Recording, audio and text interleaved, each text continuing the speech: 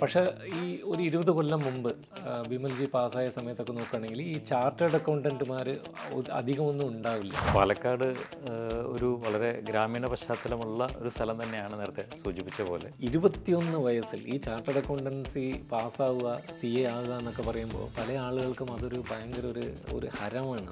ഒരു hard working നേച്ചറിൽ ആ preparation എല്ലാം നടത്തിയത് കൊണ്ടാണത് നടന്നെന്നുള്ളതും ഒപ്പം ദൈവാനുഗ്രഹം നല്ലോണം ഉണ്ടായിരുന്നു. നമ്മുടെ പാരൻസിൻ്റെയും എല്ലാവരുടെയും സപ്പോർട്ടും അതിൽ ഉണ്ടായിരുന്നു എന്നുള്ളതാണ് സത്യം.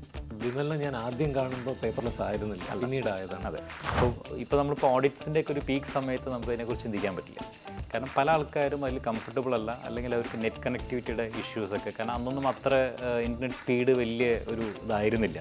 ക്രിയേറ്റിവിറ്റി ഉള്ളിലേക്ക് എങ്ങനെയാണത് കൊണ്ടുവന്നത്? ആൻഡ് അതൊരു വാല്യൂ അഡീഷൻ പലപ്പോഴും കൊടുക്കുന്നില്ല. ആ ഡാറ്റ എങ്ങനെ എടുക്കണം, എന്തൊക്കെയാണ് അതിൻ്റെ കൃത്യമായിട്ടുള്ള ഒരു മെത്തഡോളജി എന്നുള്ളത് അറിയാത്തതുകൊണ്ട് എനർജിയും സ്പേസിൻ്റെയും ഒരു സയൻസാണ്. എല്ലാം ഫസ്റ്റ് അറ്റംപ്റ്റിൽ പാസ്സായി. ആൻഡ് അതൊരു റീസണാണ് ഈ 21 വയസ്സിൻ്റെ ഉള്ളിൽ ആ ഒരു മൈൻഡ് സെറ്റ് ചേഞ്ചാണ് ഫസ്റ്റ് വേണ്ടത്. India has intelligent chartered accountants. അപ്പോൾ അതാണ് ഞാൻ പറയുന്നത്. വിമലിൻ്റെ സന്ദേശം എന്തായി? ഈസി മണി എന്നുള്ള നിലയ്ക്ക് കാണാൻ പറ്റില്ല. It take some time.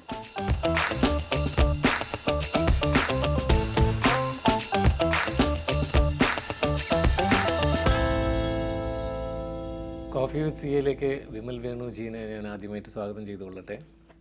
Thank you. Vimalji Palakkad നിന്നാണല്ലോ. അപ്പോൾ ഈ പാലക്കാട് എന്നൊക്കെ പറയുമ്പോൾ ഒന്ന് ഗ്രാമീണത, പിന്നെ അതല്ലാതെ ഈ ചിറ്റൂർ, കൊങ്ങൻപട, മണപ്പുള്ളിക്കാവ് വേല, വടക്കന്തറ വേല നമുക്ക് പെട്ടെന്ന് മനസ്സിൽ ഓടിയെത്തും. പക്ഷേ ഈ ഒരു 20 കൊല്ലം മുമ്പ് വിമൽജി പാസ്സായ സമയത്തൊക്കെ നോക്കുകയാണെങ്കിൽ ഈ ചാർട്ടേഡ് അക്കൗണ്ടൻറ്റുമാർ അധികമൊന്നും ഉണ്ടാവില്ല. അപ്പോൾ ഈ ചാർട്ടേഡ് അക്കൗണ്ടൻസിലേക്ക് വരാനുണ്ടായ പ്രചോദനം എന്തായിരുന്നു? പാലക്കാട് ഒരു വളരെ ഗ്രാമീണ പശ്ചാത്തലമുള്ള ഒരു സ്ഥലം തന്നെയാണ് നേരത്തെ സൂചിപ്പിച്ച പോലെ. ഒരുപാട് അമ്പലങ്ങളും ഉത്സവങ്ങളും ഒക്കെയായി നിറഞ്ഞു നിൽക്കുന്നൊരു സാഹചര്യമാണ്. അപ്പോൾ അവിടെ ഞാൻ ശരിക്കും പറഞ്ഞു കഴിഞ്ഞാൽ സ്കൂൾ ഡേയ്സിൽ +2 പഠിക്കുന്ന സമയത്ത് സയൻസ് സ്ട്രീമായിരുന്നു. എൻജിനീയറിംഗ് പഠിക്കണമെന്നുള്ള ഒരു ആഗ്രഹത്തിലാണ് സ്കൂളിംഗ് ചെയ്തുകൊണ്ടിരുന്നത്. ആ സമയത്താണ് പാലക്കാടിൽ തന്നെ ഒരു പ്രശസ്തനായിട്ടുള്ളൊരു ചാർട്ടേഡ് അക്കൗണ്ടൻറ്റ് ഞങ്ങളുടെ സ്കൂളിലൊരു കരിയർ ഗൈഡൻസ് പ്രോഗ്രാമുമായിട്ട് വരികയാണ്. അദ്ദേഹമാണ് ശരിക്കും പറഞ്ഞു കഴിഞ്ഞാൽ ഈ CA കോഴ്സിൻ്റെ സാധ്യതകളെക്കുറിച്ച് നമുക്ക് പറഞ്ഞു തരുന്നത്. അപ്പോൾ അത് കേട്ടപ്പോൾ നമുക്ക് തോന്നി എൻജിനീയറിങ്ങിനേക്കാൾ ബെറ്റർ CA ആയിരിക്കും എന്നുള്ളത്.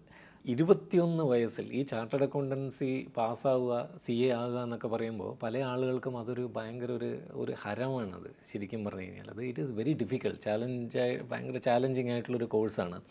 അപ്പോൾ ഈ 21 വയസ്സിൽ ഈ CA ആയിട്ട് നമ്മൾ മാറുന്നു. ഞാൻ CA എക്സാം 21 വയസ്സിൽ ക്ലിയർ ചെയ്യുന്നു. സിംപ്ലിസിറ്റി ആണോ, അല്ലെങ്കിൽ അത് ഒരു ക്യൂരിയോസിറ്റി ആണോ, അല്ലെങ്കിൽ ഡിസിപ്ലിനാണോ, എന്താണ് അതിൻ്റെ രഹസ്യം? ഓക്കെ, അത് ബേസിക്കലി രണ്ട് കാര്യം അതിന് പറയാം. ഒന്ന്, ഡിസിപ്ലിൻ ആയിട്ടുള്ളൊരു അപ്രോച്ച് ഉണ്ടായിരുന്നു എന്നുള്ളതിൽ തർക്കമൊന്നുമില്ല. രണ്ട്, നേരത്തെ സൂചിപ്പിച്ച പോലെ എൻജിനീയറിംഗ് എന്നുള്ളൊരു ഫീൽഡിൽ നിന്ന് മാറി CA എന്നുള്ളൊരു ഫീൽഡിലേക്ക് വരുമ്പോൾ എൻജിനീയറിംഗ് ആയിരുന്നു സെലക്ട് ചെയ്തതെന്നുണ്ടെങ്കിൽ 21 വയസ്സിൽ എൻജിനീയറായി പുറത്തു വരേണ്ടതാണ്. അപ്പോൾ വേറൊരു ഫീൽഡിലേക്ക് പോകുമ്പോൾ സ്വാഭാവികമായിട്ടും ആ പ്രായമാകുമ്പോഴത്തേക്കും ഒരു പ്രൊഫഷണൽ ആവണം എന്നുള്ളൊരു ആഗ്രഹം മനസ്സിലുണ്ടായിരുന്നു. ആൻഡ് അത് സാധ്യമാണ് എന്നുള്ളതറിയാം. എന്നാൽ പിന്നെ നമുക്ക് എന്തുകൊണ്ട് അത് ശ്രമിച്ചുകൂടാം എന്നുള്ള ഒരു രീതിയിൽ അതിനെ കാണുകയും അതിനൊരു ചാലഞ്ചായി ഏറ്റെടുക്കുകയും ചെയ്തു എന്നുള്ളതാണ്. അപ്പോൾ അതൊരു ചാലഞ്ചായി ഏറ്റെടുക്കുകയും വളരെ ചിട്ടയോടുകൂടി തന്നെ അതിനെ സമീപിക്കുകയും ചെയ്തതുകൊണ്ട് ഒരു ഹാർഡ് വർക്കിംഗ് നേച്ചറിൽ ആ പ്രിപ്പറേഷൻ എല്ലാം നടത്തിയത് കൊണ്ടാണത് നടന്നെന്നുള്ളതും ഒപ്പം ദൈവാനുഗ്രഹം നല്ലോണം ഉണ്ടായിരുന്നു. നമ്മുടെ പാരൻസിൻ്റെയും എല്ലാവരുടെയും സപ്പോർട്ടും അതിൽ ഉണ്ടായിരുന്നു എന്നുള്ളതാണ് സത്യം. വീട്ടിൽ വേണു അല്ലാതെ വേറെ ആരെങ്കിലും ചാർട്ടേഡ് അക്കൗണ്ടൻ്റ് ആയിട്ടുണ്ടോ ഇതിനു മുമ്പ്? ഇല്ല. എൻ്റെ ഫാമിലിയിൽ, അച്ഛൻ്റെ ഫാമിലി ആയാലും അമ്മയുടെ ഫാമിലി ആയി കഴിഞ്ഞാലും എല്ലാം ആദ്യമായിട്ട് ആണ് ഞാൻ CA എന്നുള്ള ഫീൽഡിലേക്ക് വരുന്നത് ഞങ്ങളുടെ ഫാമിലിയിൽ. ഒരു പക്ഷേ അതിന് ശേഷവും ഇതുവരെ ആരും ഇല്ല എന്ന് തന്നെ വേണമെങ്കിൽ പറയാം. ഓൺലി മാൻ. അതെ. ഓക്കെ. ഈ ഒരു സക്സസ് ആയിട്ടുള്ള ആളോട് നമ്മളിപ്പോൾ ചോദിക്കുകയാണ് ഇത് എങ്ങനെയാണ് ഇത് സാധിപ്പിച്ചെടുത്ത് എന്ന് പറഞ്ഞു കഴിഞ്ഞാൽ, അപ്പോൾ അവർക്ക് സ്വന്തമായിട്ട് പറയാൻ ഒത്തിരി കാര്യങ്ങളുണ്ടാവും. അത് മോസ്റ്റ്ലി ഇപ്പോൾ ഒരു ഹ്യൂമൻ സൈഡ് ഓഫ് എക്സലൻസ് എന്നൊക്കെ പറഞ്ഞ് നമുക്ക് അതിനെക്കുറിച്ച് സംസാരിക്കുകയാണെങ്കിൽ ഇവർ ഒരുപാട് അസോസിയേറ്റ് ചെയ്യുന്നത് സ്പീഡായിട്ടാണ്. സ്പീഡിനെയാണ് സക്സസ് ആയിട്ട് ഇങ്ങനെ ഏറ്റവും കൂടുതൽ ചെയ്യുന്നത്. പക്ഷേ ബിമൽജി ഈ സ്പീഡിനെ അസോസിയേറ്റ് ചെയ്തതിനെക്കാട്ടിലും ആഴങ്ങളിലേക്ക് ഇറങ്ങി ചെല്ലുക ചെയ്തത്. അപ്പോൾ അതിനെക്കുറിച്ച് കുറച്ച് വിശദീകരിക്കാമോ? സി ബേസിക്കലി പൊതുവേ ഉള്ളൊരു ധാരണ സി എ എന്നുള്ളത് പഠിക്കണമെന്നുണ്ടെങ്കിൽ ഒരുപാട് ഇൻ്റലിജൻസ് വേണം എന്നുള്ളൊരു ഒരു തെറ്റായിട്ടുള്ളൊരു ധാരണ പൊതുവേ ഉള്ളൊരു വിദ്യാധാരണ ഇന്ന് മിഥ്യാധാരണയാണ്. ആക്ച്വലി ഇൻ്റലിജൻസ് ഒരുപാടൊന്നും ആവശ്യമില്ല, ആവശ്യമാണ്, പക്ഷേ ഒരുപാട് ഇൻ്റലിജൻസ് ഉള്ള ഒരു മേഖല അല്ല ഇത്. നമുക്ക് ബേസിക്കലി ആവശ്യം ഒന്ന് കൺസിസ്റ്റൻ്റ് ആയിട്ട് ഹാർഡ് വർക്ക് ചെയ്യാൻ പറ്റുക എന്നുള്ളതാണ്. ആൻഡ് നമ്മൾ കൃത്യമായിട്ടുള്ള ഒരു വിഷനോടുകൂടി, ഒരു ടാർഗറ്റോടുകൂടി, ഒരു ഗോളോടുകൂടി നമ്മൾ ഈ കോഴ്സിനെ സമീപിക്കുകയാണെന്നുണ്ടെങ്കിൽ തീർച്ചയായിട്ടും ഇത് അച്ചീവബിൾ ആണെന്നുള്ളതാണ്. ആൻഡ് നമ്മൾ സ്പീഡിൽ പോകുന്നു എന്നുള്ളത് കൊണ്ട് മാത്രം കാര്യമാവുന്നില്ല. നമ്മൾ പഠിക്കേണ്ട കാര്യങ്ങൾ ഇൻഡെപ്ത് തന്നെ പഠിച്ചു പോയാലാണ് പിന്നീട് ഗുണം കിട്ടുള്ളൂ. കാരണം നമ്മൾ CA കംപ്ലീറ്റ് ചെയ്ത് കഴിഞ്ഞാലും വാട്ട് നെക്സ്റ്റ്? അപ്പോൾ അവിടെ ഈ പഠിക്കുന്ന സമയത്ത് സ്പീഡിനേക്കാൾ നമ്മൾ ഒരു ഇൻഡെപ്ത് ആയിട്ടുള്ള രീതിയിൽ പോയാൽ മാത്രമാണ് നമുക്ക് പല കാര്യങ്ങൾ മനസ്സിലാക്കാനും പല കാര്യങ്ങൾ ചെയ്യാനും, പ്രത്യേകിച്ച് പ്രാക്ടീസിലേക്കൊക്കെ വരികയാണെന്നുണ്ടെങ്കിൽ അത് വലിയൊരു പരിധി വരെ നമ്മൾ ആ ഒരു ഇൻഡെപ്ത് നോളജ് അക്വയർ ചെയ്ത് കഴിഞ്ഞാൽ മാത്രമാണ് നമുക്ക് സക്സസ്ഫുൾ ആവാൻ പറ്റുക. ഈ technology advancement, focus on technology, CA professionally ഈ ട്രഡീഷണൽ പ്രാക്ടീസ് വിട്ടിട്ട് ടെക്നോളജി ഫോക്കസ് ചെയ്യുന്നു, ലേറ്റസ്റ്റ് ആയിട്ട് അവൈലബിൾ ആയിട്ടുള്ള ടൂൾസ് എല്ലാം ലിവറേജ് ചെയ്യുന്നു, നമ്മൾ യൂസ് ചെയ്യുന്നു. അങ്ങനത്തെയൊക്കെ ഒരു ട്രെൻഡ് കഴിഞ്ഞ 2 വർഷമായിട്ട് കാണുന്നുണ്ട്. അപ്പോൾ ഈ ബിമലിൻ്റെ പേഴ്സണൽ ഫേം കംപ്ലീറ്റ്ലി പേപ്പർലെസ്സായി, അവിടെ ഒന്നും കാണാൻ പറ്റില്ല. സോ ഇതെങ്ങനെ സാധിപ്പിച്ചെടുത്തു? തീർച്ചയായിട്ടും അത് വലിയൊരു മാറ്റമാണ് ഞങ്ങളുടെ ഫേമിൽ അത് കൊണ്ടുവന്നിട്ടുള്ളത്. അതിന് പ്രചോദനമായിട്ടുള്ളത് നമ്മളുടെ ബാംഗ്ലൂർ ബേസ്ഡ് ആയിട്ടുള്ള ഗുരുവഞ്ചന എന്നുള്ള ഫേമിൽ ഗുരുപ്രസാദ് സാറാണ് അതിന് ഞങ്ങൾക്കൊരു പ്രചോദനം നൽകിയത്. അദ്ദേഹം ഞങ്ങളുടെ 1-2 സെഷൻസിൽ സംസാരിക്കുകയും അദ്ദേഹത്തിൻ്റെ ഓഫീസ് പേപ്പർലെസ് ആയി എന്നുള്ളതും എന്തൊക്കെയാണ് അദ്ദേഹം അതിൻ്റെ ഭാഗമായി ചെയ്തതെന്നുള്ളതിൻ്റെ ഒരു ഐഡിയ ഷെയർ ചെയ്യുക ചെയ്തിട്ടുണ്ടായിരുന്നു. അതിനെ ബേസ് ചെയ്ത് ഞങ്ങൾ അദ്ദേഹത്തിൻ്റെ ഫേമിൽ പോയി വിസിറ്റ് ചെയ്തു. അദ്ദേഹത്തിൻ്റെ ഫേമിൽ എന്തൊക്കെയാണ് ചെയ്യുന്നതെന്നുള്ളത് മനസ്സിലാക്കി. വളരെ ഹെൽപ്ഫുൾ ആയിട്ടുള്ളൊരു ഗൈഡൻസ് അദ്ദേഹം അതിൽ തന്നിരുന്നു. അപ്പോൾ ആ ഒരു അദ്ദേഹത്തിൻ്റെ റിസേർച്ച്, അവർ കുറേ കാലത്തെ റിസേർച്ച് ചെയ്തിട്ടാണ് അവർ ആ രീതിയിലേക്ക് മാറിയത്. അപ്പോൾ ഞങ്ങൾ അവരുടെ ഫേമിൽ പോയി കാര്യങ്ങൾ പഠിച്ച സമയത്ത് ഞങ്ങൾക്ക് വളരെ ഈസി ആയിട്ട് അതിലേക്ക് മാറാൻ പറ്റി. പക്ഷേ അതിന് ശേഷം നമ്മൾ അതിലേക്ക് ഇംപ്ലിമെൻറ്റേഷനിലേക്ക് വരുന്ന സമയത്ത് ഒരുപാട് ഹേർഡിൽസ് നമുക്ക് കയ്യിലുണ്ട്, ഒരുപാട് ബുദ്ധിമുട്ടുകളുണ്ട്. ക്ലയൻസിനെ നമ്മൾ എഡ്യൂക്കേറ്റ് ചെയ്യുക എന്നുള്ളത് വലിയൊരു ബുദ്ധിമുട്ടുള്ളൊരു കാര്യമാണ്. എൻ്റെ പേഴ്സണൽ എക്സ്പീരിയൻസ് ഷെയർ ചെയ്യണമെന്നുണ്ടെങ്കിൽ ഞാൻ CA ചെയ്യുന്ന സമയത്ത്, അന്ന് ആർട്ടിക്കിൾഷിപ്പ് ചെയ്യുന്ന സമയത്ത് 95 to 98 കാലഘട്ടത്തിലാണ് ആർട്ടിക്കിൾഷിപ്പ് ചെയ്തിട്ടുള്ളത്.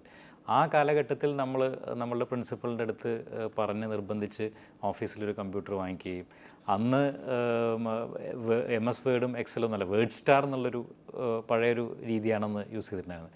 അന്ന് ടൈപ്പ് റൈറ്ററിന് പകരം എന്നുള്ള രീതിക്ക് മാത്രമാണ് ഇനീഷ്യൽ സ്റ്റേജിൽ അത് വന്നിരുന്നത്. പിന്നെ ഘട്ടം ഘട്ടമായി നമ്മളതിൽ MS വേർഡ് വരികയും MS എക്സൽ വരികയും, അങ്ങനെ ഓരോ കാലഘട്ടത്തിൽ നമ്മൾ ആ ഒരു ടെക്നോളജി അഡോപ്റ്റ് ചെയ്ത് വരികയും ചെയ്തിട്ടുണ്ടായിരുന്നൊരു സാഹചര്യമാണ്. പിന്നെ കുറേ കഴിഞ്ഞപ്പോൾ നമ്മൾ computer aided audit techniques, tools അതിൻ്റെ യൂസ് ചെയ്യാൻ തുടങ്ങി. ഇപ്പോൾ ഒരുപാട് കാര്യങ്ങൾ നമ്മൾ ഓൺലൈൻ ബേസ്ഡ് ആയിട്ടുള്ളതും സോഫ്റ്റ്വെയർ റിലേറ്റഡ് ആയിട്ടുള്ള ഒരുപാട് കാര്യങ്ങൾ നമ്മൾ യൂസ് ചെയ്തിട്ടാണ് നമ്മളുടെ പ്രാക്ടീസ് ഫേം റൺ ചെയ്യുന്നത്. ഒരുപാട് സംരംഭങ്ങൾ, ഈ CA ഫേംസ്, ഒരുപാട് ആളുകൾ ഇപ്പോൾ ഈ പേപ്പർലെസ് ആവണം എന്ന് പറഞ്ഞിട്ട് ഒരു എഫേർട്ട് ഇടുന്നുണ്ട്, ആ ഡയറക്ഷനിലേക്ക് ചിന്തിച്ചു തുടങ്ങിയിട്ടുണ്ട്. ഇൻഫാക്റ്റ് വിമലിനെ ഞാൻ ആദ്യം കാണുമ്പോൾ പേപ്പർലെസ് ആയിരുന്നില്ല, പിന്നീട് ആയതാണ്. അതെ. അപ്പോൾ ഇങ്ങനെ ഒത്തിരി ആൾക്കാർ വരുന്നുണ്ട്. അപ്പോൾ ഏകദേശം ഇന്ന് ഞാൻ തീരുമാനിക്കുകയാണ്, ഇന്ന് ഞാൻ പേപ്പർലെസ് ആവണമെന്ന്, എനിക്ക് എത്ര സമയം പിടിക്കും ഇത് കംപ്ലീറ്റ് പേപ്പർലെസ് ആവാൻ? ഇത് ബേസിക്കലി നമ്മൾ എടുക്കുന്ന സമയം എന്നുള്ളത് ഏത് സമയത്ത് എന്നുള്ളതാണ്. ഇപ്പോൾ നമ്മളിപ്പോൾ ഓഡിറ്റ്സിൻ്റെ ഒക്കെ ഒരു പീക്ക് സമയത്ത് നമുക്ക് അതിനെക്കുറിച്ച് ചിന്തിക്കാൻ പറ്റില്ല. ഇപ്പോൾ ഈ മാസം കഴിഞ്ഞാൽ ഓഡിറ്റ്സിൻ്റെ ഒക്കെ ഒരു പീക്ക് ടൈം കഴിഞ്ഞ് കഴിഞ്ഞാൽ നമ്മളതിനെക്കുറിച്ച് വർക്ക് ചെയ്യണമെന്നുണ്ടെങ്കിൽ ബിഫോർ നെക്സ്റ്റ് ഏപ്രിൽ, ഒരു മാക്സിമം ഒരു 5 to 6 months നമുക്ക് ആ പേപ്പർലെസ് മോഡിലേക്ക് നമ്മൾ ഓഫീസിനെ കൺവേർട്ട് ചെയ്യാൻ പറ്റും. ആൻഡ് നെക്സ്റ്റ് 6 months അതൊരു ട്രയൽ പീരീഡ് ആയിരിക്കും. പേപ്പർലെസ് ആയിക്കഴിഞ്ഞാൽ നമ്മൾ ചെയ്യുന്ന കാര്യങ്ങൾ ഒരു ട്രയൽ പീരീഡ് ആയിരിക്കും. അവിടെ നമ്മൾ എങ്ങനെയാണ് ഓൺലൈനിൽ നമ്മളുടെ ഫയൽസ് സ്റ്റോർ ചെയ്യുക, ഇതെങ്ങനെ റിട്രീവ് ചെയ്യാൻ പറ്റും, ആ കാര്യങ്ങളൊക്കെ കൃത്യമായിട്ടുള്ളൊരു പ്ലാനിങ്ങും കാര്യങ്ങളും ചെയ്യേണ്ടത് നെക്സ്റ്റ് 6 months. അപ്പോൾ ഓൾ ടുഗെദർ ഒരു 1 year ടൈം നമുക്ക് എടുക്കും. ഇംപ്ലിമെൻറ്റേഷൻ ഒരു 5 to 6 months നമുക്ക് ചെയ്യാൻ പറ്റും. ഇത് എന്നിൽ നിന്ന് തുടങ്ങണം എന്നുള്ളതിനെക്കുറിച്ച് അതിൽ എത്രമാത്രം അതിനെ എൻഡോഴ്സ് ചെയ്യും? എന്നിൽ നിന്ന് തുടങ്ങണം എല്ലാം. തീർച്ചയായിട്ടും നമുക്ക് പല കാര്യങ്ങളും ആദ്യമായിട്ട് നമ്മൾ ചെയ്യണമെന്നുള്ള, അല്ലെങ്കിൽ നമ്മൾ എന്തെങ്കിലും ഡിഫറെൻ്റായി ചെയ്യണം എന്നുള്ളൊരു കാഴ്ചപ്പാട് പണ്ട് മുതലേ ഉണ്ടായിരുന്നു. ഒരു പക്ഷേ നേരത്തെ സൂചിപ്പിച്ച പോലെ എൻജിനീയറിംഗ് മാറി CAയിലേക്ക് വരികയും അതൊരു ചലഞ്ചായി ഏറ്റെടുക്കുകയും പിന്നെ അത് കഴിഞ്ഞ് വളരെ യങ് ഏജിൽ തന്നെ സ്വന്തമായിട്ട് പ്രാക്ടീസ് തുടങ്ങുകയും ചെയ്തു. അപ്പോൾ അവിടെ ഒരുപാട് കാര്യങ്ങൾ നമുക്ക് ഫസ്റ്റ് ടൈം ആയിട്ട് ചെയ്യാൻ പറ്റി. പ്രൊഫഷണലി നമ്മൾ നോക്കുകയാണെന്നുണ്ടെങ്കിൽ ഒരുപാട് പുതിയ പുതിയ രീതിയിലുള്ള അപ്രോച്ച് നമുക്ക് കൊണ്ടുവരാൻ പറ്റി. ഒരു പക്ഷേ നോൺ ഓഡിറ്റ് ഏരിയയിലേക്ക് കൂടുതൽ ഫോക്കസ് ചെയ്യുന്നത് പാലക്കാട് ഭാഗത്ത് അധികം ആൾക്കാരുണ്ടാവില്ല. അത് നമ്മളായിരിക്കും ഒരു പക്ഷേ അതിനൊരു തുടക്കം കുറിച്ചിട്ടുണ്ടാവുക. അങ്ങനെ പല കാര്യങ്ങളും നമ്മൾ നോക്കുകയാണെന്നുണ്ടെങ്കിൽ ഒരു ഫസ്റ്റ് മൂവർ അഡ്വാൻറ്റേജ് കിട്ടണം എന്നുള്ള രീതിയിൽ ചിന്തിക്കുകയും അതിന് എന്തൊക്കെ സ്കോപ്പ് ഉണ്ട് എന്നുള്ളത് പല മേഖലകളിലുള്ള ആൾക്കാർ, ഈ രീതിയിലുള്ള എക്സ്പേർട്സ് ആയിട്ടുള്ള ആൾക്കാരുടെ അടുത്ത് നമ്മൾ സംസാരിക്കുകയും അവരെ നിന്നുള്ള ഇൻപുട്സ് ഒക്കെ എടുക്കുകയും ചെയ്തിട്ട് നമ്മളത് അഡോപ്റ്റ് ചെയ്യുകയാണ് ചെയ്തിട്ടുള്ളത്. പേപ്പർലെസ് ഓഫീസ് ആയതിനു ശേഷം, കംപ്ലീറ്റ്ലി പേപ്പർലെസ് ആയതിനു ശേഷം എടുത്തു പറയത്തക്ക വിധത്തിൽ ഒരു അഡ്വാൻറ്റേജ് ഉണ്ടാകണമെങ്കിൽ അത് വിമൽ എന്തിനെക്കുറിച്ചായിരിക്കും ആദ്യം പറയാം? ഒരൊറ്റ പോയിന്റ്. ഒന്ന്, ഈസ് ഓഫ് ഹാൻഡ്ലിങ് ഡോക്യുമെൻറ്റ്സ്. എന്ത് ഡോക്യുമെൻ്റ് വേണമെന്നുണ്ടെങ്കിലും ഇപ്പോൾ എൻ്റെ ഒരു ക്ലയൻറ്റിൻ്റെ ഒരു ഫയല് കഴിഞ്ഞ കൊല്ലത്തെ ബാലൻസ് ഷീറ്റ് വേണം, അല്ലെങ്കിൽ കഴിഞ്ഞ 3 കൊല്ലത്തെ ബാലൻസ് ഷീറ്റ് വേണമെന്നുണ്ടെങ്കിൽ എനിക്കിപ്പോൾ ഇവിടെ ഇരുന്നുകൊണ്ട് എനിക്കത് എൻ്റെ ലാപ്ടോപ്പിൽ നിന്ന് എനിക്കത് എടുത്തു കൊടുക്കാൻ പറ്റും. അവിടെ പോകണ്ട, ഓൺ പ്രിമൈസ് അല്ല. അപ്പോൾ data is at your finger tips. ഒരു പേഴ്സണൽ അച്ചീവ്മെൻറ്റ് എന്നുള്ള നിലയ്ക്ക് ഒരു പേഴ്സണൽ നമ്മൾ നേടിയെടുത്ത ചില കാര്യങ്ങളുണ്ടാവും. ഒന്ന്, പാലക്കാട് ബ്രാഞ്ചിൻ്റെ ചെയർമാനായിരുന്നു വിമൽ ഒരിക്കലും. പക്ഷേ ഒരു കാര്യം ഇതിൽ ഒബ്സർവ് ചെയ്യേണ്ടത് എന്താണെന്ന് വെച്ച് കഴിഞ്ഞാൽ, ഈ പാലക്കാട് ബ്രാഞ്ചിൻ്റെ ചെയർമാൻ ആയത് വേൾഡ് ആ ഒരു ക്രൈസിസിലൂടെ പോകുന്ന സമയമായിരുന്നു. അതേ പാൻഡമിക് എല്ലാം അടച്ചു പൂട്ടിയിരിക്കുന്ന സമയത്താണ് നമ്മൾ ചെയർമാനായിട്ട് അവിടെ ഇരിക്കുന്നത്. അപ്പോൾ ആ ഒരു വർഷത്തെ ജീവിതം എങ്ങനെയായിരുന്നു? അത് ശരിക്കും പറഞ്ഞു കഴിഞ്ഞാൽ ഒരുപാട് കാര്യങ്ങൾ ചെയ്യണമെന്ന് ആഗ്രഹിച്ച ഒരു പീരീഡായിരുന്നു നമ്മൾ പാലക്കാട് ബ്രാഞ്ചിൻ്റെ ചെയർമാൻ ആവുക എന്നുള്ളത്. അപ്പോൾ ആ സമയത്താണ്, കറക്റ്റ് നമ്മൾ ചാർജ് എടുക്കുന്ന സമയത്താണ് കോവിഡിൻ്റെ ലോക്ക്ഡൗൺ പ്രഖ്യാപനം വന്നത്. അപ്പോൾ എന്ത് ചെയ്യണം എന്നുള്ളത് ഒന്നും ചെയ്യാൻ പറ്റില്ല, എല്ലാം ഒരു സ്റ്റാൻഡ് സ്റ്റില്ലിൽ നിൽക്കുന്ന ഒരു സാഹചര്യത്തിൽ എന്ത് ചെയ്യണം എന്നുള്ളതിനെക്കുറിച്ചുള്ള ഒരു ചർച്ച നടന്ന സമയത്ത് അന്ന് ഞങ്ങളുടെ മാനേജിങ് കമ്മിറ്റി വളരെ ശക്തമായിട്ടുള്ള ഒരു പിന്തുണ നമുക്ക് അതിൽ തന്നിട്ടുണ്ടായിരുന്നു. തുടക്കത്തിൽ ഞങ്ങളുടെ മാനേജിങ് കമ്മിറ്റി മീറ്റിംഗ്സ് ഓൺലൈനിലേക്ക് മാറി. എല്ലാ മാനേജിങ് കമ്മിറ്റി മെമ്പേഴ്സ്, നമ്മളുടെ ആ സമയത്ത് സെക്രട്ടറി, മറ്റ് കമ്മിറ്റി മെമ്പേഴ്സ് ആയിരുന്നാലും എല്ലാവരും നമുക്ക് നല്ല ഒരു സപ്പോർട്ട് വന്നു. അങ്ങനെയാണ് നമ്മൾ ഓൺലൈൻ പ്ലാറ്റ്ഫോമിലേക്ക് ചെറിയ ആക്ടിവിറ്റീസിലേക്ക് മാറുന്നത്. അപ്പോൾ തുടക്കത്തിൽ മാനേജിങ് കമ്മിറ്റി മീറ്റിംഗ്സ് വന്നു, പിന്നെ സ്റ്റഡി സർക്കിൾ മീറ്റിംഗ്സ്. ഞങ്ങൾ എല്ലാ ഓൾട്ടർനേറ്റ് തേഴ്സ്ഡേയ്സും സ്റ്റഡി സർക്കിൾ മീറ്റിംഗ്സ് ഉണ്ടായിരുന്നു. അപ്പോൾ അവിടെ ഒരു നോളജ് ഷെയറിംഗ് ആണ് അവിടെ നടക്കാറ്. സീനിയേഴ്സ് ജൂനിയേഴ്സിന് നോളജ് ഷെയറിംഗ് ചെയ്തു കൊടുക്കുന്നൊരു സെഷനാണ്. അത് ഓൺലൈനിലേക്ക് കൊണ്ടുവന്നു. ഇനീഷ്യലി പല സീനിയേഴ്സിനും അതിൽ പങ്കെടുക്കാൻ ബുദ്ധിമുട്ടുണ്ടായിരുന്നു. കാരണം അവർക്കത് അറിയില്ല, പലരും ഓൺലൈൻ ടെക്നോളജിയിൽ അത്ര ഫെമിലിയർ അല്ലാത്തതുകൊണ്ട്. പക്ഷേ ഗ്രാജുവലി നമ്മൾ അവർക്ക് അത് എഡ്യൂക്കേറ്റ് ചെയ്ത് ചില സ്ഥലത്തൊക്കെ നമ്മൾ അവർ വീട്ടിൽ പോയിട്ടും ഓഫീസിൽ പോയിട്ടും അത് ഇൻസ്റ്റാൾ ചെയ്ത് കൊടുക്കുകയും എങ്ങനെ ചെയ്യേണ്ടതെന്നുള്ളത് പഠിപ്പിച്ചു കൊടുക്കുകയും ഒക്കെ ചെയ്തിട്ടുണ്ടായിരുന്നു. അങ്ങനെ അത് ഗ്രാജുവലി നമ്മൾ CP സെമിനാഴ്സിലേക്ക് എത്തി. പിന്നെ ആ വർഷം നമ്മൾ ഒരുപാട് CP സെമിനാർസ് നമുക്ക് ഓൺലൈനിൽ നടത്താൻ പറ്റും. പല ഫാക്കൽറ്റീസും പുറത്തുനിന്നുള്ള ആൾക്കാർ, അല്ലെങ്കിൽ നമ്മൾ കോവിഡ് അല്ലെങ്കിൽ ഫിസിക്കലായിട്ട് നമുക്ക് അവരെ കൊണ്ടുവരാൻ ബുദ്ധിമുട്ടായിരിക്കും. അങ്ങനെ ഉള്ള ഒരുപാട് പേരെ നമുക്ക് ഈ ഓൺലൈൻ മോഡിൽ കൂടെ കൊണ്ടുവരാൻ പറ്റി എന്നുള്ളത് വലിയൊരു അച്ചീവ്മെൻ്റാണ്. ഈ വേറൊരു കാര്യം ഒബ്സർവ് ചെയ്തിട്ടുണ്ട്. ഈ CA ഫ്രാറ്റേണിറ്റിയിൽ, ഈ ഫ്രാറ്റേണിറ്റിക്ക് വേണ്ടി നമ്മൾ എന്തെങ്കിലും ചെയ്യണം എന്ന് പറഞ്ഞിട്ട് ഒരുപാട് പേഴ്സണാലിറ്റീസിൽ വ്യക്തികളെ നമ്മൾ കണ്ടിട്ടുണ്ട്. അപ്പോൾ ഇവരെല്ലാവരും ഒരു ഫേസ് ചെയ്ത ഒരു ഇഷ്യൂ ആണ് ഈ സമയത്തിൻ്റെ പരിമിതി, അല്ലെങ്കിൽ കോവിഡ് പീരീഡ്. അപ്പോൾ ഇതിൻ്റെ ഇടയിൽ കൂടെ വേറൊരു അച്ചീവ്മെൻ്റ് ആയിരുന്നു ഈ നവരത്ന എന്ന് പറയുന്നൊരു വെഞ്ചർ.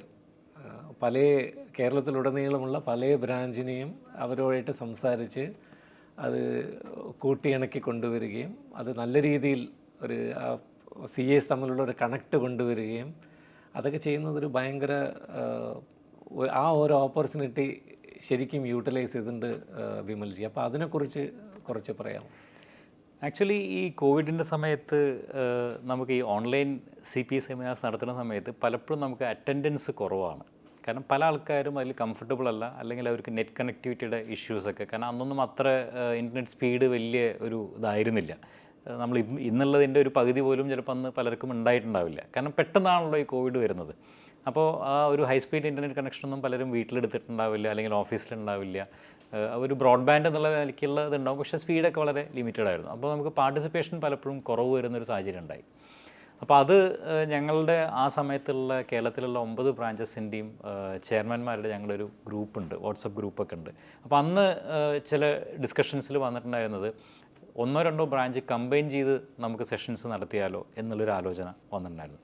അങ്ങനെ ഇത് സംസാരിക്കുന്ന സമയത്ത് എനിക്ക് തോന്നി, എന്തുകൊണ്ട് നമ്മൾ 1-2 ബ്രാഞ്ചെ റെസ്ട്രിക്റ്റ് ചെയ്യണം, നമുക്ക് കേരളത്തിലെ 9 ബ്രാഞ്ചിനെയും ചേർത്ത് ചെയ്താൽ എന്താ എന്നുള്ളൊരു ആലോചന വന്നു.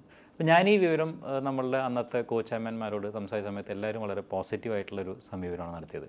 പക്ഷെ അവിടെ ഒരു കൺസ്ട്രെയിൻറ്റ് നമുക്കുണ്ടായെന്ന് വെച്ചാൽ ഇൻസ്റ്റിറ്റ്യൂട്ടിൻ്റെ നോംസ് പ്രകാരം അങ്ങനെ ചെയ്യാൻ പറ്റില്ല. അങ്ങനൊരു സിസ്റ്റം അതുവരെ ഉണ്ടായിട്ടില്ല. ആൻഡ് ഇന്ത്യയിൽ ഫസ്റ്റ് ടൈമാണ് അങ്ങനൊരു ഒരു സ്റ്റേറ്റിലത്തെ എൻറ്റയർ ബ്രാഞ്ചസ് ജോയിൻ ചെയ്തിട്ട് ഒരു CP സെമിനാർ കൊണ്ടുവരുന്നത്.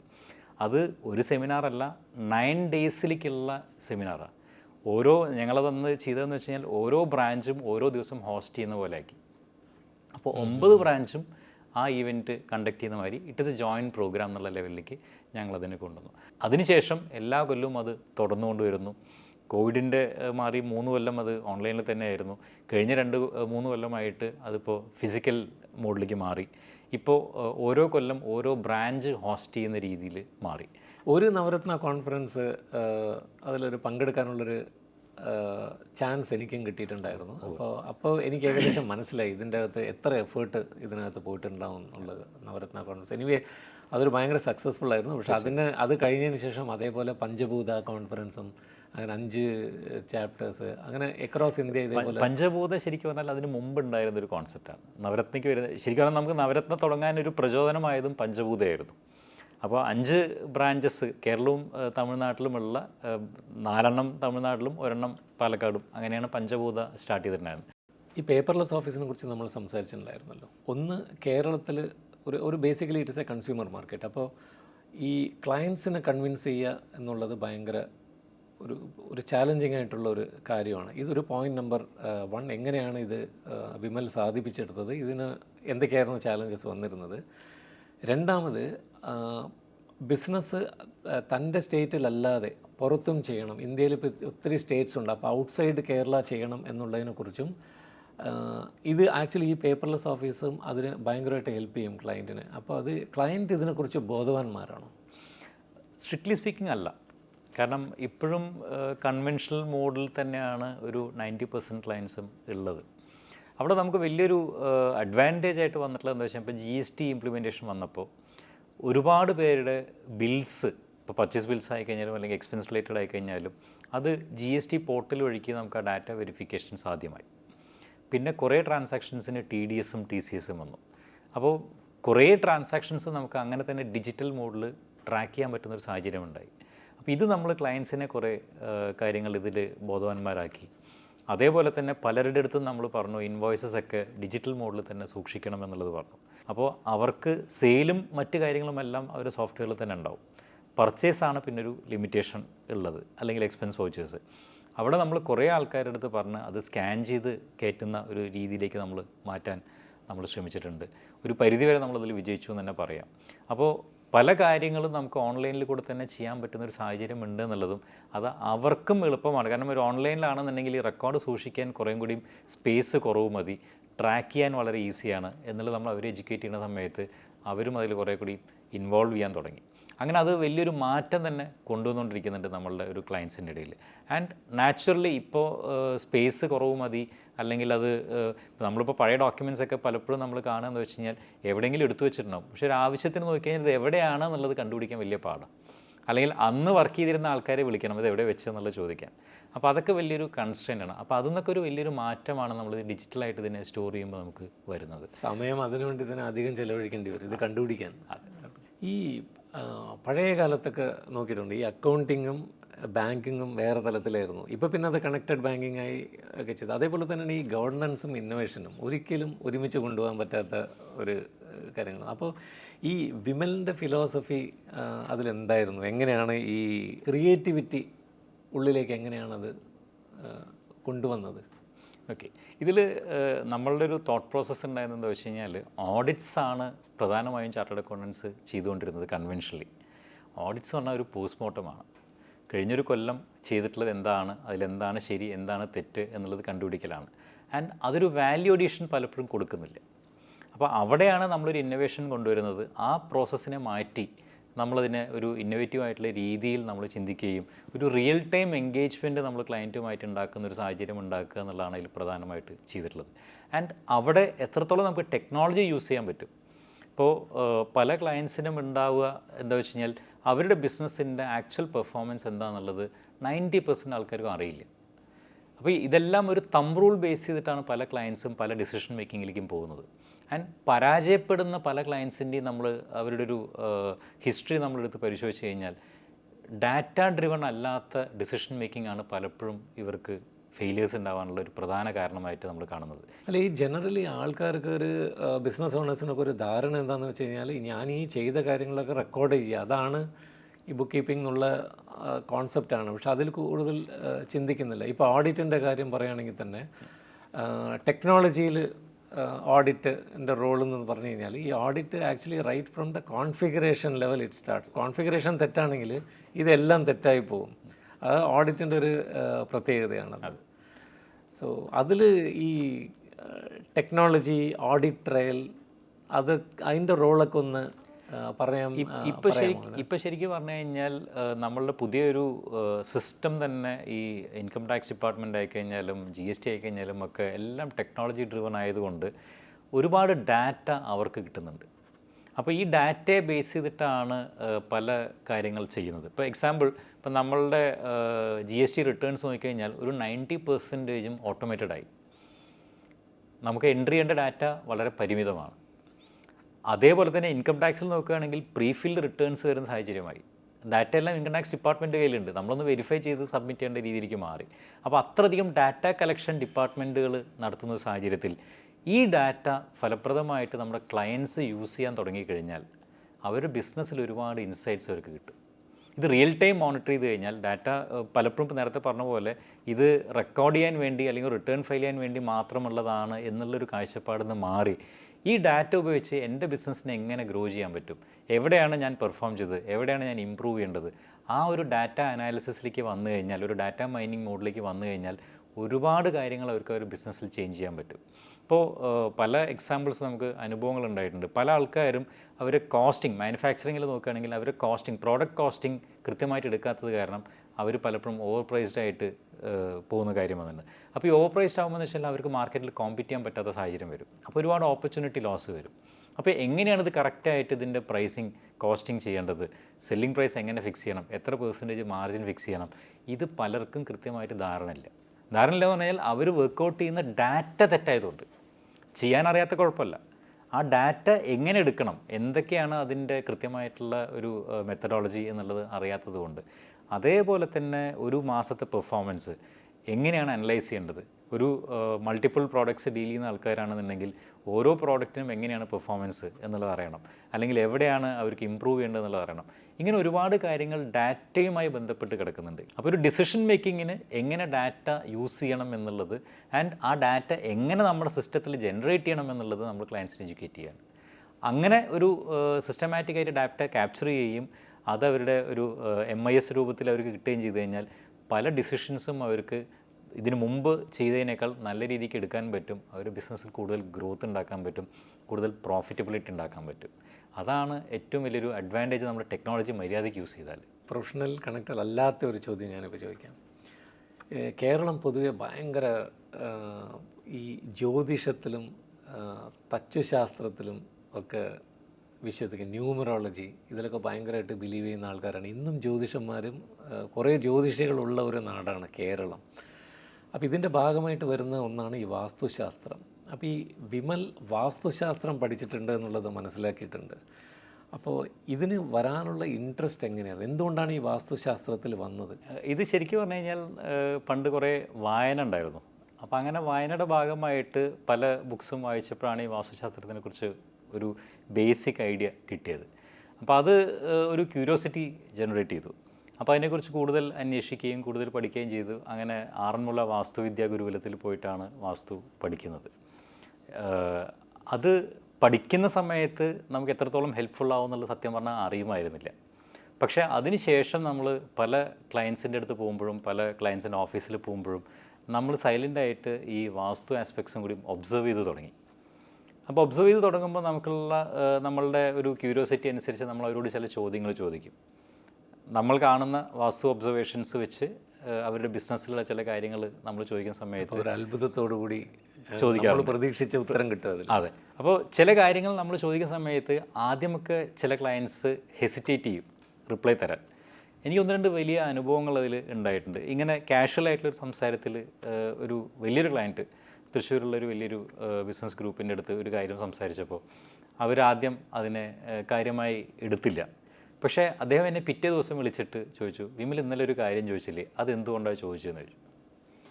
അപ്പോൾ ഞാൻ പറഞ്ഞില്ല, ഞാൻ വെറുതെ ചോദിച്ചതാണ് എന്ന് പറഞ്ഞാൽ ഞാൻ അതിനെ ലൈറ്റ് അല്ല എന്തോ ഉണ്ട് അതിൽ, എന്താണ് അതിൻ്റെ റീസൺ എന്ന് ചോദിച്ചു. അപ്പോൾ ഞാൻ പറഞ്ഞു, ഇങ്ങനെയാണ് വാസ്തുപ്രകാരമുള്ളൊരു ഇഷ്യൂ പ്രകാരം അവിടെ ഇങ്ങനൊരു ഒബ്സർവേഷനാണ് എൻ്റെ ഇതിലുള്ളത്, അത് ശരിയാണോ എന്നറിയാൻ എൻ്റെ ഒരു അക്കാഡമിക് ഇൻട്രസ്റ്റിൽ ചോദിച്ചതാണ് എന്ന് പറഞ്ഞപ്പോൾ അദ്ദേഹം അത് സമ്മതിച്ചു. പിന്നെ നമ്മൾ ഈ പല ബിസിനസ് നമ്മൾ അനലൈസ് ചെയ്യുന്ന സമയത്ത് ഫെയിലിയറായി കാണുന്ന പല ബിസിനസ്സിലും നമ്മൾ നോക്കുമ്പോൾ പലതിലും വാസ്തുവിൻ്റെ പ്രശ്നങ്ങളും ഒരു ഘടകമായി കാണാറുണ്ട്. പല ഫാക്ടേഴ്സിൽ ഒന്ന് ഇതാണ്. അപ്പോൾ ഇത് ശ്രദ്ധിച്ചാൽ അതുമായി ബന്ധപ്പെട്ടുള്ള കുറേ കാര്യങ്ങൾ നമുക്ക് കറക്റ്റ് ചെയ്യാൻ പറ്റും എന്നുള്ളത് എക്സ്പീരിയൻസിൽ നമുക്ക് മനസ്സിലായിട്ടുള്ളൊരു കാര്യമാണ്. Added advantage. അപ്പോൾ നമ്മൾ നമ്മുടെ പല ക്ലയൻസിനും നമ്മൾ അതിപ്പോൾ പ്രത്യേകിച്ചും പുതുതായിട്ട് ബിസിനസ്സൊക്കെ സ്റ്റാർട്ട് ചെയ്യുന്ന ആൾക്കാരുടെ അടുത്ത് നമ്മളത് പലപ്പോഴും ഡയറക്റ്റ് അല്ലെങ്കിലും ഇൻഡയറക്റ്റ്ലി നമ്മൾ സൂചിപ്പിക്കും.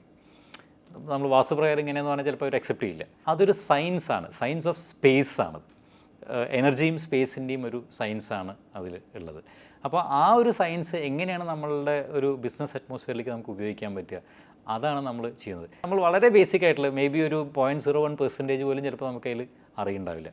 പക്ഷേ ഒബ്സർവ് ചെയ്യുന്ന സമയത്ത് നമുക്ക് അതിൻ്റെ ഒരുപാട് കാര്യങ്ങൾ നമുക്ക് മനസ്സിലാവുന്നുണ്ട് എന്നുള്ളത് വലിയൊരു അഡ്വാൻറ്റേജ് ആയിട്ട് നമ്മൾ പലപ്പോഴും നമ്മുടെ ക്ലയൻസിന് ഷെയർ ചെയ്യാറുണ്ട്. നല്ലതാണ്. അത്രപ്പോഴും ജ്ഞാനം ഇല്ലാത്ത ആൾക്കാരാണല്ലോ ഞങ്ങളെ പോലത്തെ ആൾക്കാർ. അതുകൊണ്ട് ആ വാസ്തുശാസ്ത്രം പഠിച്ചത് ഒരു വിധത്തിൽ നല്ലതാണെന്നേ പറയാനുള്ളൂ. അത് CA പ്രൊഫഷനിലേക്കും ചിലപ്പോൾ ഉപകാരപ്പെടുന്നതായിരിക്കും. തീർച്ചയായിട്ടും. ഞാൻ നേരത്തെ പറഞ്ഞ പോലെ ഈ കോവിഡിൻ്റെ ആ പീരിയഡിൽ അത് ശരിക്കും ഒരു ക്രൈസിസ് ആയിരുന്നു. അപ്പോൾ ആ സമയത്ത് ആ ക്രൈസിസിലൂടെ കടന്നുപോയി പല കാര്യങ്ങളും മാനേജ് ചെയ്ത് വന്ന ഒരാളാണ്. അപ്പോൾ ഈ ക്രൈസിസ് മാനേജ്മെൻറ്റ് എന്ന് പറയുന്നത് ഈ ലീഡർഷിപ്പിനും അപ്ലിക്കബിളാണ്. ഏതൊരു ബിസിനസ് ഓണറാണെങ്കിലും ശരി, അല്ലെങ്കിൽ ഒരു ടോപ്പ് മാനേജ്മെൻറ്റിലുള്ള ആൾക്കാർക്കാണെങ്കിലും ശരി, അവിടുത്തെ ലീഡേഴ്സിനാണെങ്കിലും ശരി, ഒരു ലീഡർഷിപ്പ് ക്വാളിറ്റിയാണ് നമ്മൾ that you feel stay relevant എന്ന് പറയുകയാണെങ്കിൽ അത് എന്തായിരിക്കും? ഓക്കെ, ഈ ക്രൈസിസ് മാനേജ്മെൻറ്റുമായി ബന്ധപ്പെട്ട് നോക്കുകയാണെന്നുണ്ടെങ്കിൽ നമ്മൾ പലപ്പോഴും പല ആൾക്കാരും ക്രൈസിസ് വരുമ്പോൾ they tend to give some reasons. എൻ്റെ ക്രൈസിസിന് ഇതാണ് റീസൺ. ഇപ്പോൾ ചില ആൾക്കാർ നോട്ട് നിരോധനമായിരുന്നു എന്ന് പറയും, ചിലപ്പോൾ GST ആണെന്ന് പറയും, അല്ലെങ്കിൽ മറ്റെന്തെങ്കിലും ആണെന്ന് പറയും. പക്ഷേ ആക്ച്വലി എന്താണ് ക്രൈസിസ് എന്നുള്ളത് പഠിക്കാൻ പലരും തയ്യാറാവുന്നില്ല. അപ്പോൾ ഒരു റൂട്ട് കോസ് അനാലിസിസ് ആണ് ശരിക്കും വേണ്ടത്. ഒരു ക്രൈസിസ് ഒരു ബിസിനസ് ആയാലും അല്ലെങ്കിൽ ഒരു വ്യക്തിയായി കഴിഞ്ഞാലും ഒരു ഫെയിലിയർ വരുമ്പോൾ, അല്ലെങ്കിൽ നമ്മളൊരു എന്താ പറയുക, ഉദ്ദേശിക്കുന്ന ലെവലിൽ നമുക്ക് പെർഫോം ചെയ്യാൻ പറ്റുന്നില്ലെങ്കിൽ എന്തുകൊണ്ടാണ് അത് എന്നുള്ളതിന് കൃത്യമായി നമ്മൾ അനലൈസ് ചെയ്തിട്ട് ഒരു റൂട്ട് കോസിലേക്ക് എത്തിക്കഴിഞ്ഞാൽ അവിടുന്ന് നമുക്കത് കറക്റ്റ് ചെയ്ത് വരാൻ കുറച്ചും കൂടി ഈസി ആയിരിക്കും. ഫസ്റ്റ് നമുക്ക് ആവശ്യം ഒരു root cause analysis of what was the reason for the crisis, അല്ലെങ്കിൽ what was the reason for the failure. അതാണ് ഫസ്റ്റ് ചെയ്യേണ്ടത്. അത് കഴിഞ്ഞാൽ ഇത് കറക്റ്റ് ചെയ്യാൻ പറ്റും എന്നുള്ളൊരു കോൺഫിഡൻസ്, നമുക്കൊരു സെൽഫ് കോൺഫിഡൻസ് വേണം. I can do this, I can perform എന്നുള്ളൊരു സെൽഫ് കോൺഫിഡൻസ് വേണം. ഇത് രണ്ടും ചെയ്തു കഴിഞ്ഞാൽ സക്സസ് ഈസ് ഡെഫിനറ്റ്. വിമൽ എപ്പോഴും സക്സസിനെ കുറിച്ചാണ് സംസാരിക്കാറ്. അപ്പോൾ ഞാൻ ഒരു കാര്യം കൂടി ഞാൻ ചോദിക്കാം. ഫൗണ്ടേഷൻ മുതൽ ഫൈനൽ വരെ എല്ലാം ഫസ്റ്റ് അറ്റംപ്റ്റിൽ പാസ്സായി. അതൊരു റീസണാണ് ഈ 21 വയസ്സിൻ്റെ ഉള്ളിൽ ഈ CA ക്ലിയർ ചെയ്തെടുക്കാൻ പറ്റിയതും. ഫൗണ്ടേഷൻ മുതൽ ഫൈനൽ വരെ ഫസ്റ്റ് അറ്റംപ്റ്റിൽ പാസ്സായ ഒരു വ്യക്തി എന്നുള്ള നിലയ്ക്ക് എന്ത് സന്ദേശമാണ് പുതിയ സ്റ്റുഡൻസിന് കൊടുക്കാൻ? ഓക്കെ, നമ്മളിപ്പോൾ സ്റ്റുഡൻറ്റ് കമ്മ്യൂണിറ്റിയിൽ കാണുന്ന ഏറ്റവും വലിയ ഒരു ഇഷ്യൂ എന്ന് പറയുന്നത് അവർ കമ്മിറ്റഡ് അല്ല എന്നുള്ളതാണ്. ആർക്കോ വേണ്ടി കോഴ്സ് ചെയ്യുന്ന രീതിയിലാണ് ഈ കോഴ്സ് ചെയ്യുന്നത്. ഇതൊരു പ്രൊഫഷണൽ കോഴ്സാണെന്നുള്ളതും ഇതിന് വേണ്ട കുറച്ച് ക്വാളിറ്റീസ് നമ്മൾ ആർട്ടിക്കിൾഷിപ്പ് പീരീഡിൽ നമ്മൾ നേടിയെടുക്കേണ്ടതാണെന്നുള്ളതും ആ ഒരു ബോധത്തോടുകൂടിയല്ല പലപ്പോഴും പല കുട്ടികളും ഇതിനെ സമീപിക്കുന്നത്. ആൻഡ് പലർക്കും ഇപ്പോൾ നേരത്തെ പറഞ്ഞ പോലെ ഇത് ഭയങ്കര ടഫാണ്, ഇത് കിട്ടാൻ ബുദ്ധിമുട്ടാണ്, നമ്മൾ എവിടെയെങ്കിലും അന്വേഷിച്ച് കഴിഞ്ഞാൽ അയ്യോ അത് ഭയങ്കര ബുദ്ധിമുട്ടാട്ടോ, കിട്ടില്ല, പാസ്സാവാൻ ബുദ്ധിമുട്ടാണ് എന്ന് പറയുന്ന ഒരു വലിയ വിഭാഗമാണ് നമ്മുടെ ചുറ്റുമുള്ളത്. പക്ഷെ നമ്മൾ ശരിക്കും ഇത് അന്വേഷിക്കേണ്ടത് ആരെടുത്താണ്? ഈ പറയുന്ന ബുദ്ധിമുട്ടാണെന്ന് പറയുന്നവർ ചിലപ്പോൾ ഈ CA കോഴ്സ് ചെയ്തിട്ടുണ്ടാവില്ല, അല്ലെങ്കിൽ അവർക്ക് ഇതിനെക്കുറിച്ച് കൃത്യമായ ധാരണ ഉണ്ടാവില്ല. അങ്ങനെയുള്ള ഒരു വലിയൊരു വിഭാഗത്തിൻ്റെ അടുത്താണ് നമ്മളിതിൻ്റെ ഒരു അഭിപ്രായം ചോദിക്കാൻ പോകുന്നത്. അപ്പോൾ ആ ഒരു അഭിപ്രായം ചോദിക്കലാണ് ആദ്യം മാറ്റേണ്ടത്. 2, സക്സസ്ഫുൾ ആയിട്ടുള്ള ആൾക്കാരെ നമ്മൾ മീറ്റ് ചെയ്ത് അവർ എങ്ങനെയാണ് ഈ കോഴ്സ് സമീപിച്ചത്, എന്തൊക്കെയാണ് അവർ ഇതിൻ്റെ ഭാഗമായി ചെയ്തത്, എങ്ങനെയാണ് അവരുടെ ഒരു പഠിക്കുന്ന രീതി ഉണ്ടായിരുന്നത്, ഇത് മനസ്സിലാക്കി കഴിഞ്ഞ് കഴിഞ്ഞാൽ വളരെ ഈസി ആയിട്ട് ഇത് അച്ചീവ് ചെയ്യാൻ പറ്റുന്നുള്ളതാണ്. അതേപോലെ തന്നെ നമ്മൾ പലപ്പോഴും കാണുന്നത് എന്താ വെച്ച് കഴിഞ്ഞാൽ എക്സാമിലൊക്കെ കുട്ടികൾ എഴുതുന്ന സമയത്ത് അവർ വളരെ ഡീറ്റെയിൽ ആയിട്ട് എഴുതി പോകുന്നൊരു സാഹചര്യമുണ്ട്. ഇതിന് പകരം എന്താണോ ചോദിച്ചിട്ടുള്ളത് അതിന് വേണ്ട രീതിയിലുള്ള ആൻസർ കൊടുക്കാൻ കുട്ടികൾ അവർ പഠിക്കുന്ന സമയത്ത് തന്നെ അതിനൊരു പരിശീലനം നടത്തി കഴിഞ്ഞാൽ വളരെ ഈസി ആയിട്ട് അത് പഠിക്കാൻ കഴിയും. അപ്പോൾ സിസ്റ്റമാറ്റിക് അപ്രോച്ച് പഠിക്കുന്ന കാര്യത്തിൽ വരികയും ഇതൊരു പ്രൊഫഷണൽ കോഴ്സാണ് എന്നുള്ളൊരു ബോധത്തോടു കൂടി തന്നെ നമ്മളിതിനെ സമീപിക്കുകയും ചെയ്തു കഴിഞ്ഞാൽ തീർച്ചയായിട്ടും വളരെ ഈസി ആയിട്ട് അവർക്ക് ക്വാളിഫൈ ചെയ്യാൻ പറ്റും. സോ ഇനി ഒരു കൗതുകപരമായിട്ടുള്ള, എനിക്ക് കൗതുകപരം എന്ന് തോന്നിയ ചില ചോദ്യങ്ങൾ ഞാൻ ചോദിക്കാം. ഒന്നാമതായിട്ട് ഒരു വാസ്തുശാസ്ത്രജ്ഞൻ എന്ന് പറയുക അതിനെ കുറച്ച് മാറ്റി വയ്ക്കുക. ഒരു CA അല്ലായിരുന്നുവെങ്കിൽ എന്താകുമായിരുന്നു? നാച്ചുറലി അന്നത്തെ കാലഘട്ടത്തിൽ ഒരു എഞ്ചിനീയർ ആവാനുള്ള ഒരു രീതിയിലാണ് പോയിരുന്നത്. ആൻഡ് ഇപ്പോഴും എഞ്ചിനീയറിംഗ് ലൈനിൽ നമുക്ക് ഒരുപാട് താല്പര്യങ്ങളുണ്ട്. പല കാര്യങ്ങളും ഇപ്പോൾ നമ്മളുടെ ക്ലയൻസിന് മാനുഫാക്ചറിംഗ് റിലേറ്റഡ് ആണെന്നുണ്ടെങ്കിൽ അവരെ പ്രോസസ്സ് കംപ്ലീറ്റ് മനസ്സിലാക്കുകയും അതിൽ ചില ഇമ്പ്രൂവ്മെൻറ്റ്സ് ഒക്കെ നമ്മൾ സജസ്റ്റ് ചെയ്യാറുണ്ട്. നമ്മളുടെ പരിമിതമായിട്ടുള്ള ഒരു അറിവ് വെച്ചിട്ടും വായിച്ചിട്ടുള്ള ഒരു അറിവ് വെച്ചിട്ട് നമ്മൾ ചെയ്യാറുണ്ട്. അപ്പോൾ അത് നമുക്ക് വലിയ താല്പര്യമുള്ളൊരു മേഖലയാണ് ഇപ്പോഴും. ഒരു വിചിത്രമായിട്ടുള്ളൊരു ചോദ്യം, ഈ ഒരു CA പ്രൊഫഷനെ കംപ്ലീറ്റ് ഒന്ന് മാറ്റി എഴുതാനുള്ളൊരു ഓപ്പർച്യൂണിറ്റി കിട്ടിയെന്ന് വിചാരിക്കുക. അപ്പോൾ അങ്ങനെയാണെങ്കിൽ എന്തൊക്കെ മാറ്റങ്ങൾ കൊണ്ടുവരണം എന്നുള്ളതിനെക്കുറിച്ചായിരിക്കും വിമൽ ആലോചിക്കുക. ഇതിൽ ബേസിക്കലി എനിക്ക് തോന്നുന്നത് എന്താ വെച്ച് കഴിഞ്ഞാൽ കൺവെൻഷനലി നമ്മളുടെ ഒരു പ്രൊഫഷൻ്റെ ഒരു ഏരിയ ഓഡിറ്റാണ് എന്നുള്ളതാണ് പൊതുവെയുള്ള ധാരണ. അപ്പോൾ ചാർട്ടേഡ് അക്കൗണ്ടൻ്റ് എന്നുള്ളതിനേക്കാൾ ഉപരി ഓഡിറ്റേഴ്സ് എന്നുള്ള പേരിലാണ് ഈ പ്രൊഫഷനിലെ ആൾക്കാരെ അറിയപ്പെടുന്നത്. ആ ഒരു മൈൻഡ് സെറ്റ് ചേഞ്ചാണ് ഫസ്റ്റ് വേണ്ടത്. കാരണം ഓഡിറ്റ് എന്നുള്ളത് ഇനി എത്ര കാലം ഉണ്ടാവും നമുക്ക് പറയാൻ പറ്റില്ല. കാരണം ഇപ്പോൾ അത്രയധികം ടെക്നോളജി റിലേറ്റഡ് ആയിട്ടാണ് ഡിപ്പാർട്ട്മെൻറ്റ്സ് ഒക്കെ പോകുന്നത്. അപ്പോൾ സ്റ്റാറ്റ്യൂട്ടറി ആയിട്ടുള്ളൊരു ഓഡിറ്റ് എന്നുള്ളതിന് വലിയ ആയസ് ഉണ്ടാവുമെന്ന് പ്രതീക്ഷിക്കാൻ പറ്റില്ല. ഇപ്പോൾ GSTയിൽ തന്നെ GST ഓഡിറ്റ് എടുത്ത് കളഞ്ഞു. ഇൻകം ടാക്സിൽ നോക്കുകയാണെന്നുണ്ടെങ്കിൽ ഓഡിറ്റിൻ്റെ ലിമിറ്റ്സ് കൂട്ടിക്കൊണ്ടിരിക്കുകയാണ്, ടേൺ ഓവർ ലിമിറ്റ്സ് കൂട്ടിക്കൊണ്ടിരിക്കുകയാണ്. ആൻഡ് ഒരുമാതിരിപ്പെട്ട ഡാറ്റ എല്ലാം ഡിപ്പാർട്ട്മെൻറ്റ് കയ്യിലുണ്ട്. അപ്പോൾ what is there for a CA to audit എന്ന ലെവലിലേക്ക് മാറുകയാണ്. അപ്പോൾ അവിടെ നമ്മളുടെ ഫോക്കസ് ഒരു പോസ്റ്റ്മോർട്ടം ലെവലിൽ നിന്ന് മാറി ഒരു മാനേജ്മെൻറ്റ് കൺസൾട്ടൻസി ലെവലിലേക്ക് നമ്മൾ കൊണ്ടുവരികയും ഒരു റിയൽ ടൈം സപ്പോർട്ട് കൊടുത്ത് നമ്മളൊരു ബിസിനസ്സിലൊരു പാർട്ട്ണറാണ് എന്നുള്ള രീതിക്ക് ഒരു ഇൻവോൾവ്മെൻറ്റ് കൊണ്ടുവരാൻ പറ്റുന്നൊരു സാഹചര്യം ഉണ്ടാക്കുക എന്നുള്ളതാണ് ഗോയിങ് ഫോർവേഡ് ആവശ്യം. ആൻഡ് ചാർട്ടേഡ് അക്കൗണ്ടൻസും എസ്പെഷ്യലി യങ് ചാർട്ടേഡ് അക്കൗണ്ടൻസും ഫോക്കസ് ചെയ്യേണ്ടത് ആ ഒരു ലൈനിൽ നമ്മൾ ബിസിനസ് എന്താണെന്നുള്ളത് പഠിക്കുകയും അതിന് വേണ്ട ഒരു സപ്പോർട്ട് സിസ്റ്റമായിട്ട് നമ്മൾ മാറുന്നൊരു സാഹചര്യം ഉണ്ടാക്കുക എന്നുള്ളതാണ്. ഒറ്റ വാക്കിൽ ഉത്തരം പറയാമോ? റീഇമാജിനിങ് ദ ഫ്യൂച്ചർ. 10 കൊല്ലം കഴിഞ്ഞ് കഴിഞ്ഞാൽ ഈ പ്രൊഫഷനെ ഡോമിനേറ്റ് ചെയ്യുന്നത് AI ആയിരിക്കുമോ, ടെക്നോളജി ആയിരിക്കുമോ, അല്ല അതുപോലത്തെ വേറെന്തെങ്കിലും ആയിരിക്കുമോ? പ്രൊഫഷനെ ഡോമിനേറ്റ് എപ്പോഴും നമ്മളുടെ സ്കിൽ തന്നെ ആയിരിക്കും, ഒരു സംശയം ആ കാര്യത്തിലില്ല. ആ സ്കില്ലിനെ നമ്മൾ എങ്ങനെ യൂസ് ചെയ്യാൻ പറ്റും എന്നുള്ളതിന് സപ്പോർട്ടിംഗ് ആയിട്ടാണ് ഈ AI-യും ടെക്നോളജിയും വരുന്നത്. Okay, correct. ലാസ്റ്റ് ചോദ്യം, ഈ പ്രൊഫഷനിലേക്ക് ഇപ്പോൾ എസ്പെഷ്യലി പ്രാക്ടീസിലേക്ക് വരുന്ന സ്റ്റുഡൻസിൻ്റെ എണ്ണം അല്ലെങ്കിൽ ക്ലിയർ ചെയ്ത CAസിൻ്റെ എണ്ണം കുറഞ്ഞുകൊണ്ട് വരികയാണ്. ഇവിടെ ഇന്ത്യയിൽ മാത്രമല്ല, അക്രോസ് ഗ്ലോബ്. അപ്പോൾ ഈ സ്റ്റുഡൻസുമായിട്ടൊക്കെ ഇൻട്രാക്ട് ചെയ്യുമ്പോൾ പലതരത്തിലുള്ള ആൻസേഴ്സ് വരുന്നുണ്ട്. ഒന്ന്, പെട്ടെന്ന് പൈസ ഉണ്ടാക്കണം, അല്ലെങ്കിൽ പ്രാക്ടീസിന് പോയാൽ ക്ലയൻറ്റിനെ കിട്ടില്ല, ഇങ്ങനത്തെ ഒരുപാട് മിഥ്യാധാരണകളൊക്കെ ഒത്തിരി ഉണ്ട്. അപ്പോൾ ഈ യങ് ജനറേഷന് വിമലിൻ്റെ സന്ദേശം എന്തായിരിക്കും? ഇപ്പോൾ എൻ്റെ അടുത്ത് ചോദിക്കുമ്പോൾ ഞാൻ പ്രൊഫഷനിലേക്ക് വരണമെന്നാണ് പറയുക, എന്നിട്ട് ഗ്ലോബൽ ഓപ്പർച്യൂണിറ്റി ഒക്കെ എക്സ്പ്ലോർ ചെയ്യണം, India has intelligent chartered accountants. അപ്പോൾ അതാണ് ഞാൻ പറയാം. വിമലിൻ്റെ സന്ദേശം എന്തായിരിക്കും? തീർച്ചയായിട്ടും നമ്മൾ യങ് CAസിൻ്റെ അടുത്ത് അല്ലെങ്കിൽ ആസ്പിറൻസിൻ്റെ അടുത്ത് നമ്മൾ പറയുന്നത് ഈ പ്രൊഫഷനിലേക്ക് വരണം എന്നുള്ളതും പ്രാക്ടീസ് തിരഞ്ഞെടുക്കണം എന്നുള്ളതാണ്. പ്രാക്ടീസ് എന്ന് പറയുമ്പോൾ നമ്മൾ കൺവെൻഷണൽ പ്രാക്ടീസ് മാത്രമല്ല ഇതിൻ്റെ ഒരു ഏരിയ എന്നുള്ളതാണ് നമ്മൾ ഹൈലൈറ്റ് ചെയ്യുന്നത്. ഒരുപാട് പുതിയ പുതിയ മേഖലകളുണ്ട്. ഇപ്പോൾ ഈ ടെക്നോളജി ഇൻ്റഗ്രേഷൻ, ഒരു ബിസിനസ്സിൽ ടെക്നോളജി എന്തൊക്കെ ഇൻ്റഗ്രേറ്റ് ചെയ്യാൻ പറ്റും, എങ്ങനെ അവർക്ക് അത് സപ്പോർട്ടീവായിട്ട് യൂസ് ചെയ്യാൻ പറ്റും എന്നുള്ളത് ഏറ്റവും ബെസ്റ്റായി ചെയ്യാൻ പറ്റുന്നൊരു ചാർട്ടേഡ് അക്കൗണ്ടൻ്റാണ്. അതേപോലെ തന്നെ ഒരുപാട് മേഖലകളിൽ അവർക്ക് അവരുടെ സിസ്റ്റംസ് ഇംപ്ലിമെൻറ്റ് ചെയ്യുക, അവരുടെ പ്രോസസ്സ്, നേരത്തെ പറഞ്ഞ പോലെ നമ്മളിപ്പോൾ ഒരു മാനുഫാക്ചറിങ് എൻറ്റിറ്റിയിലത്തെ കാര്യം പറഞ്ഞ പോലെ അവർക്ക് അവരുടെ പ്രോസസ്സ് ഫ്ലോ കറക്റ്റ് ചെയ്യാനുള്ള ഇൻഫർമേഷൻസ് കൊടുക്കാൻ ഏറ്റവും യോജിക്കുന്നത് ഒരു ചാർട്ടേഡ് അക്കൗണ്ടൻ്റാണ്. അപ്പം നമ്മൾ ആ ഒരു ലൈനിലേക്കൊക്കെ മാറി ചിന്തിച്ചുകൊണ്ട് അതേപോലെ തന്നെ ഇപ്പോൾ ഈ ഗ്ലോബൽ ഒരു എറീന നമുക്ക് ഓപ്പൺ ആണ്. നമുക്ക് നമ്മളുടെ ഒരു ലിമിറ്റഡ് ആയിട്ടുള്ള ഇപ്പോൾ എൻ്റെ ഒരു എക്സാമ്പിൾ എടുക്കുകയാണെങ്കിൽ ഞാൻ ഇപ്പോൾ പാലക്കാടാണ് ഉള്ളതെന്നുണ്ടെങ്കിലും നമ്മളുടെ ബഹുഭൂരിപക്ഷം ക്ലയൻസും ഔട്ട്സൈഡ് പാലക്കാടാണ്. അപ്പോൾ പാലക്കാട് ഇരുന്നു കൊണ്ട് നമുക്ക് പുറത്തുള്ള ക്ലയൻസിനെ സർവീസ് ചെയ്യാൻ പറ്റുന്ന ഒരു സാഹചര്യമുണ്ട്. അതിനിയും കൂടിക്കൂടി വരികയുള്ളൂ. അപ്പോൾ നമ്മൾ ഒരിക്കലും നമ്മളുടെ ഒരു ഏരിയ ലിമിറ്റഡ് ആണ് എന്നുള്ള രീതിക്ക് കാണേണ്ട കാര്യമില്ല. ഇഷ്ടംപോലെ ഓപ്പർച്യൂണിറ്റീസാണ്. അതിന് വേണ്ട രണ്ട് കാര്യം, ഒന്ന് നമ്മൾ ഒരു ഈസി മണി എന്നുള്ള നിലയ്ക്ക് കാണാൻ പറ്റില്ല. It take some time. നമുക്ക് ഒരു എംപ്ലോയ്മെൻറ്റിലോ അല്ലെങ്കിൽ മറ്റെന്തെങ്കിലും ഒരു മേഖലയിൽ പോവുകയാണെങ്കിൽ ഡേ 1 ഓൺവേർഡ്സ് കിട്ടുന്ന ഒരു പാക്കേജ് അല്ലെങ്കിൽ ഒരു ഏണിംഗ് നമ്മൾ പ്രാക്ടീസ് ചെയ്യുന്ന സമയത്ത് നമുക്ക് ഡേ 1 ഓൺവേർഡ്സ് കിട്ടില്ല. അവിടെ നമ്മൾ കുറച്ച് സമയം നമ്മളതിന് സ്പെൻഡ് ചെയ്യണം. ആൻഡ് ആ ഒരു ലേണിംഗ് പ്രോസസ്സിൽ കൂടെ പോകണം. ഏതൊരു കാര്യവും നമ്മൾ പഠിച്ച് നമ്മൾ എക്സ്പെർട്ടൈസ് ആകില്ല. ലോങ് ടേം ആയിട്ട് നോക്കുക. ഈവൻ സോഹോലും ഞങ്ങൾ പറയും ഇറ്റ് ടേക്സ് ടൈം ഞങ്ങൾ പറയും. സോ ലോങ് ടേം ആയിട്ട് നോക്കണം. പിന്നെ ഞാൻ ചോദ്യങ്ങൾ എന്നൊന്നും ഞാൻ പറയാൻ ഉദ്ദേശിക്കുന്നില്ല.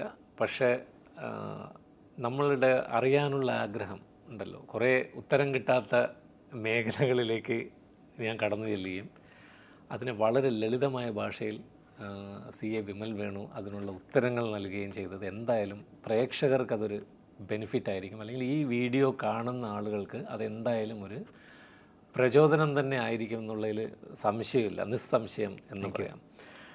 എന്തായാലും പാലക്കാട് നിന്നും ഇത്ര ദൂരം യാത്ര ചെയ്ത് ഇവിടെ വന്ന് ഈ നമ്മുടെ ക്യൂരിയോസിറ്റി എല്ലാം ഒന്ന് മാറ്റി തന്നതിനും പ്രചോദനമാവുന്ന സന്ദേശങ്ങൾ നൽകിയതിനും വിലപ്പെട്ട സമയം ഇതിലേക്കായി മാറ്റിവെച്ച് ഇങ്ങോട്ട് വന്നതിനും വളരെ വളരെ നന്ദിയുണ്ട്. സോ എൻ്റെ on behalf of my team എല്ലാ ഭാവുകങ്ങളും നേരുന്നു. നമുക്ക് വീണ്ടും കാണാം.